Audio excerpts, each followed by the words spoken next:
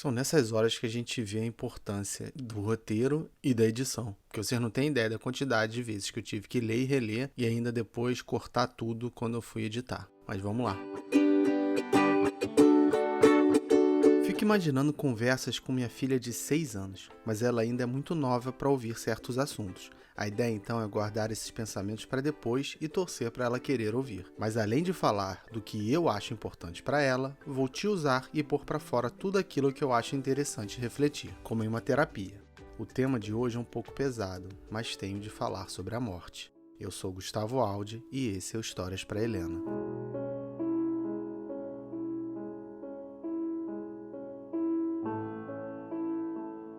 A primeira experiência que lembro com a morte, mas morte mesmo, de alguém próximo, foi a da minha avó, a mãe do meu pai. Não lembro quantos anos tinha, mas era bem novo, menos de 10 anos com certeza. Estava deitado na cama dos meus pais, tranquilão, assistindo a algum programa horroroso e politicamente incorreto da TV aberta dos anos 80, quando escuto um burburinho na sala. Não sabia que tinha gente lá, então corro para ver. Sentados no sofá estão meu pai, minha mãe, meu irmão e minha avó materna, Dona Anita. Meu irmão chora abraçando minha mãe. Pergunto o que aconteceu, acreditando que ele devia estar sentindo mal. Meu pai então responde que era minha avó, que estava muito doente. Eu logo interrompo dizendo que não precisava chorar por aquilo, que ela ia tomar os remédios e ficar boa. Meu irmão, uma molenga. Meu pai então continuou e disse que ela havia falecido. Foram alguns segundos de pausa, um mundo parado enquanto eu assimilava aquela notícia. Nada parecido havia acontecido comigo antes. O que era aquele sentimento de fim? Vovó Ruth morreu? Acabou? Nunca mais haveria? Comecei a chorar e caí no colo do meu pai. Eles falaram algumas coisas, provavelmente coisas legais e delicadas, mas elas ficaram camufladas pelo meu choro. Corri para a cama dos meus pais, que naquela época, e hoje também, era um dos lugares mais seguros do mundo. Deitei e continuei chorando feito a criança que era. A única coisa que me lembro depois da notícia foi sentar com minha família no McDonald's para lanchar e quem sabe diminuir a dor. Sim, usamos a comida como escape. É o que qualquer pai faria para acabar com o sofrimento do filho. Depois desse dia me senti um pouco vazio, mas com o tempo melhorei. O baque inicial foi forte, porque não estava acompanhando a saúde dela. Foi tudo meio que de repente, ao contrário do que aconteceu com meu avô paterno, que eu já sabia da condição de saúde. Pouco a pouco o vi ficando mais fraco, até alguns anos depois da minha avó ele morrer também. Dessa vez, eu estava sentado na minha cama aguardando para ir ao curso de inglês. Não lembro quem me contou, provavelmente minha mãe, mas ouvi calado e assim permaneci. Os olhos encheram, mas nenhuma lágrima escorreu. Fiquei triste, mas calmo também, afinal eu já esperava por aquilo. O que não esperava, novamente, foi a morte do meu tio, irmão do meu pai. Nessa altura você já percebeu que a família do meu pai não era muito chegada em cuidados com a saúde, né? Felizmente, ele aprendeu com isso e está se cuidando muito bem, obrigado. No caso do tio Francisco, mesmo sendo uma surpresa, não foi igual à minha avó. Já era um adolescente e não tinha mais tanto contato com ele. Fiquei triste e ainda fico nas vezes que me lembro, mas deu para segurar tranquilo o sofrimento. Inocente que era, depois do meu avô e tio, achei que estava calejado. Finalmente, havia dominado a morte e nunca mais sofreria tanto. Ah, tolinho. Já adulto e casado, estava levantando da cama quando o telefone tocou. Era meu pai. Sua voz trêmula pedia minha ajuda. O que foi? Perguntei, totalmente despreparado para a resposta. É a sua avó, ele disse. Ela não resistiu. Era uma quinta-feira. Dona Anita havia sido internada na quarta e eu não pude visitá-la no dia anterior. Essa foi a primeira coisa que passou pela minha cabeça antes de cair na cama e chorar, feito uma criança. Eu não vi a minha avó uma última vez. De fato, até hoje, este foi um dos momentos mais tristes da minha vida. E sobre isso, na época, em 2010, escrevi um texto para aliviar a tristeza e que gostaria de ler aqui também. O que nos torna um indivíduo? Nossos corpos, nossas atitudes, nossos pensamentos? Quem somos nós, afinal? Recentemente, minha avó de 91 anos faleceu. Várias pessoas tentaram me consolar, afirmando que a vida é assim. Ela já estava velhinha, foi o fim do sofrimento, e comparavam perdas citando seus entes queridos que já se foram. Foi a primeira vez que perdi alguém assim tão presente. Desde que nasci, ela estava lá cuidando de mim, e apesar do que falo das pessoas que foram criadas pela avó, acho que ela fez um bom trabalho ajudando meus pais, beleza? Tive medo de vê-la no velório, mas vi. Olhava para ela, inerte, torcendo para que ela se movesse. Ela não se moveu. Percebi então que ela não estava mais lá. Mas quem era ela? Um corpo? Não, bem mais que isso. Ela foi a pessoa que me ensinou muitas coisas, que esteve presente em quase todos os momentos da minha vida. Ela estudou, chorou, brincou, era filha, irmã, mãe, avó, bisavó. Gostava de sorvete, gordura de carne, peito de frango. Era a cama onde dormia, o perfume que usava, as orações que fazia. Um conjunto de coisas que somadas davam uma ideia do que ela representa. Não queria ter como última imagem seu corpo parado. Esquecia, porém, que uma imagem não apaga anos de carinho. Percebi, no meio da tristeza e de tantas tentativas nobres e boas, porém insuficientes para atenuar a perda, e elas sempre serão, infelizmente, que existe, pelo menos para mim, uma fala que funciona. Sempre escutei um pessoal dizendo que se lembrarmos da pessoa, ela não morrerá. Achava isso uma tentativa fraca para o consolo, mais uma medida paliativa em um momento sem volta, uma atitude romântica, um clichê. No entanto, no velório, ficava relembrando os momentos que tive ao seu lado, tanto antigos quanto recentes. Nesses momentos, me sentia bem, normal. O problema ocorria quando parava de lembrar. Vinha então a tristeza novamente. Concluí que o fato de pensar nos momentos passados realmente me fazia esquecer que ela não estava mais lá. Me sentia inteiro, como se ainda estivesse comigo. Nós não vemos as coisas, vemos a luz refletida nelas. Em comunicação, aprendemos que não existem fatos, existem representações dele. Então, as coisas existem através de suas representações. Se algo não é visto, sentido, percebido, ele realmente existe ou sua existência é importante? Senti-la, lembrar dela, pensar nela, a torna tão real quanto um filme, uma notícia de jornal, uma foto, uma imagem vista pela janela. Apesar do falecimento do corpo, as representações da minha avó continuam existindo, e com elas todo o carinho e amor que possuo. Independentemente do seu falecimento, minha avó é tudo aquilo que eu me lembro, e o fato de lembrar, para mim, simplesmente a torna tão viva quanto antes. Faço essa homenagem, pois mesmo agora ela me ensinou mais uma coisa sobre a vida. Obrigado, vovó Anita, que não morreu, mas dormiu aqui e acordou no céu. O corpo é muito importante para a formação do ser humano, principalmente da personalidade. Não podemos negar que somos formados por matéria, com química e energia circulando a todo momento. E isso impacta diretamente em como somos, como agimos e como os outros nos veem. O corpo também serve como um substrato, algo tangível para os sentimentos. Amar alguém é poder visualizar e ter contato físico. Ok, amar é muito mais complexo que isso. Quem sabe um episódio exclusivo? Quem sabe? De qualquer forma, ser alguém seria ter uma representação física, palpável. E quando essa representação desaparece, o sentimento de perda aparece. Mas não necessariamente sofremos. Se um amigo se muda para outro país, teoricamente seu corpo desaparece. Não é mais real pra gente. Ficamos tristes, mas o sentimento é bem diferente da morte. Então, por que a ausência física gera sentimentos tão diferentes se no fundo é a mesma coisa? Para mim, valorizamos demais a existência do corpo do outro como fonte de individualidade. Não estou dizendo que a carne não é fundamental, mas é o que me lembro que forma quem é a pessoa para mim. Da mesma forma que o que te define são suas ações, o que você será para mim, inclusive sua existência, é aquilo que poderei me lembrar. É por isso que discordo da escolha do Cypher, o personagem que trai Neo em Matrix.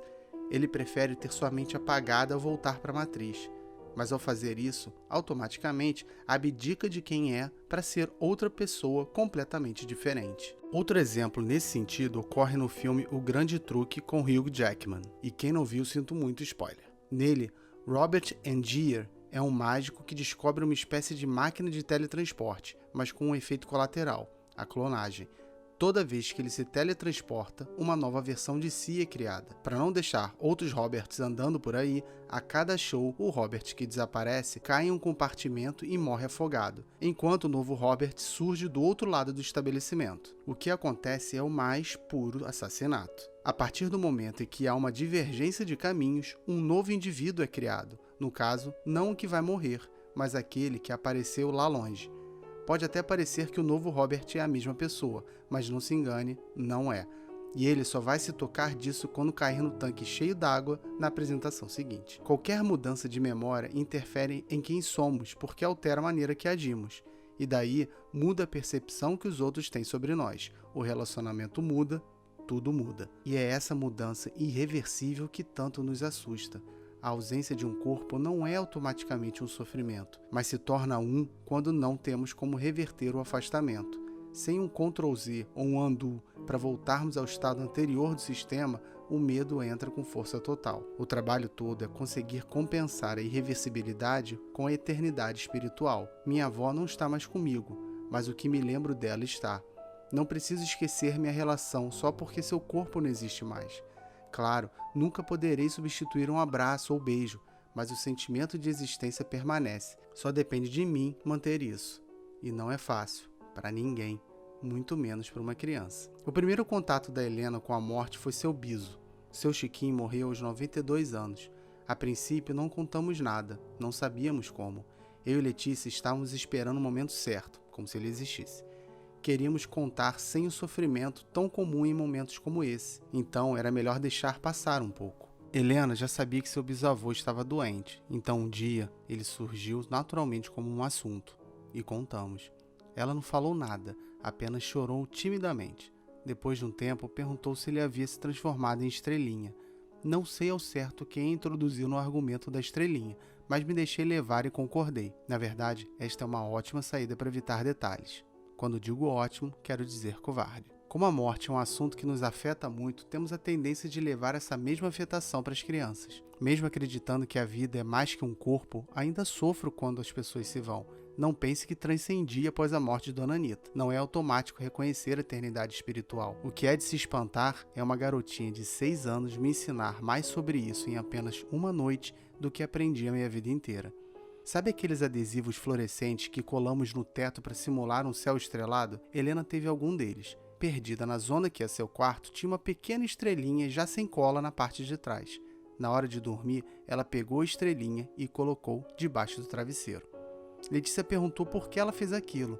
Eis que ela responde com um sorriso no rosto que queria dormir com um biso naquela noite.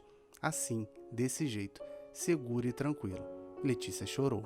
Algumas pessoas acreditam em vida após a morte e se consolam que não é o fim. Outras preferem a reencarnação e se tranquilizam sabendo que tudo vai voltar. Há aqueles que não veem eternidade e se acalmam a realizar que faz parte da vida. Não cabe a mim dizer o que é mentira, o que é verdade, o que é conforto ou revolta. Cabe apenas trabalhar com o que está palpável agora, independentemente do que virá a seguir. Se você vai para o céu, vai voltar como outro indivíduo ou virará parte da natureza. A morte é sim um fim, mas não um fim completo. Parte do que somos se vai, mas outra parte fica. Um vídeo de casamento, um conselho sobre qual profissão escolher, uma mensagem no cartão de aniversário, uma foto de viagem, um sorriso semelhante, um episódio de podcast. Qualquer coisa que te ajude a lembrar. No filme Fenômeno, de 96, deitado na cama do hospital próximo da morte, George pergunta para Lace se ela o amaria até o fim de sua vida, e ela responde que o amará até o fim da vida dela. Da mesma forma, vovó Anita e seu Chiquinho não viveram até o fim de suas vidas, mas viverão, pelo menos, até o fim da minha.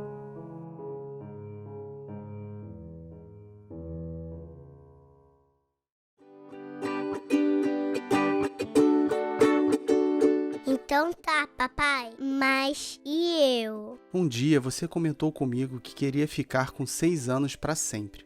Perguntei por quê e você disse que assim ninguém morreria. Na hora, desconversei dizendo que não era necessário, que você não precisa deixar de crescer só para manter as pessoas vivas. A morte é um passo da vida que todos daremos um dia, mais cedo ou mais tarde. E até nossa hora chegar, muitas pessoas morrerão. Sobre esse assunto tenho apenas 3 recomendações, que não necessariamente funcionarão contigo, mas pelo menos serviram para mim e espero que possam te ajudar. Aceite o luto. Você não está sozinha e morrer faz parte da vida. Quando alguém que você gosta morre, é inevitável ficar triste. Então fique. As pessoas vão tentar te consolar. É legal, mas não vai adiantar. E se você tentar lutar contra, vai ser pior. Fingir que nada aconteceu não faz superar. Muitos te dirão que é preciso dar um encerramento, e o velório serviria para isso. Mas sua avó, por exemplo, não funciona dessa maneira. Desde que me entendo por gente, ela não vai a enterros. Para ela, ver o corpo é pior. E isso dá certo. Ela sofre como qualquer um, mas à sua maneira. Abraçar o sofrimento não é fraqueza, mas cada um deve descobrir como abraçá-lo de maneira que funcione para si. E isso a gente só aprende na prática. Mas não precisa abraçar sozinha. São nesses momentos que família e amigos te darão o melhor dos remédios, a presença. E eu aprendi isso da pior maneira. Você ainda era bebê quando sua mãe sofreu um acidente na cozinha de casa. Depois de diagnosticado um traumatismo craniano de leve, tivemos que esperar pela ambulância para levá-la da emergência para o CTI de outro hospital. Durante todo esse tempo não avisei ninguém. Primeiro, esperei sair o resultado do exame e saber do que se tratava. Depois, esperei saber para qual hospital ela seria transferida. Foi só quando cheguei no CTI do hospital que decidi ligar para meus pais. Durante todo esse tempo fiquei sozinho, sofrendo pela insegurança de não saber o que fazer para resolver o problema. Quando eles chegaram no hospital, eu os abracei bem forte. Foi como estar de volta em suas camas quando criança. Apenas o fato de estarem ali bastou para me deixar um pouco mais seguro sobre o que estava acontecendo. Esse sentimento de não ter saída é minimizado facilmente com um abraço de alguém que você ama. Simples assim. Não adianta lutar contra algo que não tem saída. Morrer faz parte da vida. É clichê, mas é verdade. É por isso que sua mãe e eu tentamos ao máximo não encarar a morte como algo tão ruim. Pelo menos não na tua frente. Quer mais clichê? Então lá vai. Todo fim é um novo começo.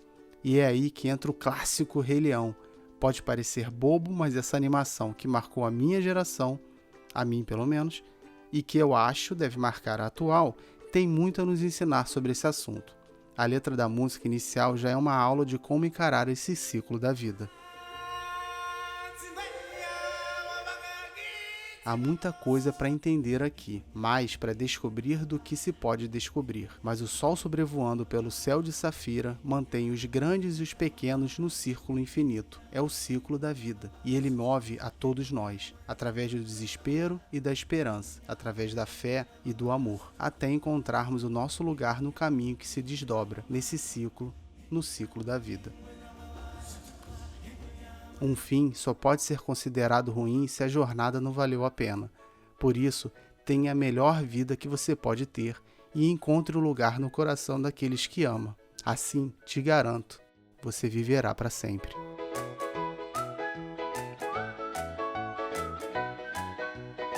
Estava conversando com a Helena ontem, eu acho. Foi ontem no almoço. Na verdade, eu estava conversando com ela e com o primo dela sobre coisas da vida. Eles estavam me perguntando um monte de coisa e tal, e eu estava respondendo. Aí, uma das perguntas foi se o mundo ia acabar um dia. Assim, pá, o que eu vou responder? Respondi que talvez sim, talvez não saberemos.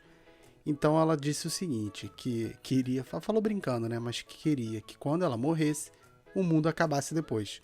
Eu fiquei meio, mas não, filha, mas... quando você morre, tem outras pessoas que ainda vão continuar aqui. Sei lá, se você tiver casada, se tiver filho ou filha, e aí, o mundo vai acabar para todo mundo. Ela meio que aceitou a resposta, mas aí eu fui responder outra coisa do primo dela, e eu olhei para ela, ela tava chorando. Aí eu falei, filha, vem cá, não sei o quê. Aí peguei ela no colo e tal. Mas por que você tá chorando? Aí ela, tô triste. Aí eu dei um tempinho, né, pra ela se recuperar. E perguntei de novo, não, filho, mas me conta e tal. Ela foi e disse que ia ficar com saudade da gente, que não ia poder mais ver a gente. O que eu vou falar? Ela tá muito nova, eu não queria que ela tivesse esses pensamentos agora, mas ao mesmo tempo, quando ela tem, o que eu vou fazer? Vou negar completamente? Vou fingir que não aconteceu e, vai, toma aqui a batata frita, esquece isso. Não dá. Então eu meio que contei dessa minha visão essa minha visão da morte, do que eu acho, que a pessoa é mais do que o corpo, que desde que você esteja com ela na sua memória, ela vai viver. Então eu contei da história lá da morte da minha avó, para ver se ajudava. Eu acho que ajudou. Mas no final das contas, provavelmente ela é muito nova para entender esse tipo de coisa.